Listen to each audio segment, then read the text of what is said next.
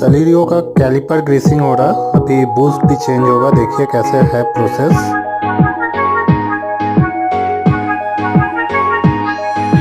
ਵੱਡੇ ਵੱਡੇ ਵੈਲੀ ਪਾ ਕੇ ਘੁੰਮੇ ਜੇ ਬਾਂਝ ਜਾਂਦਾ ਨਾ ਧਿਆਨ ਮੇਰੀ ਹਾਂ ਪੰਜੇ ਬਾਂਝ ਵੱਡੇ ਵੱਡੇ ਵੈਲੀ ਪਾ ਕੇ ਘੁੰਮੇ ਜੇ ਬਾਂਝ ਜਾਂਦਾ ਨਾ ਧਿਆਨ ਮੇਰੀ ਹਾਂ ਪੰਜੇ ਬਾਂਝ ਕਿਦਾ ਕਿਦਾ ਇੱਥੇ ਦੱਸ ਮੂੰਹ ਫੜ ਲਾਂ ਹੋ ਗਏ ਸ਼ਰਿਆਮ ਤੇਰੇ ਸ਼ਹਿਰ ਚਰਚੇ ਬੇਬੇ ਬਾਪੂ ਪੁੱਛਦੇ ਮੁੰਡੇ ਦੀ ਡਿਗਰੀ ਕੀ ਦੱਸਾਂ ਅੱਖ ਚੱਲਦੇ ਤੇਰੇ ਤੇ ਪਰਚੇ ਤੂੰ ਯਾਰਾਂ ਪਿੱਛੇ ਫਿਰਦਾ ਪਵਾਉਣਾ 26 ਸਾਲ ਦੀ ਕੁਆਰੀ ਵੱਡੀ ਤੇਰੇ ਕਰਕੇ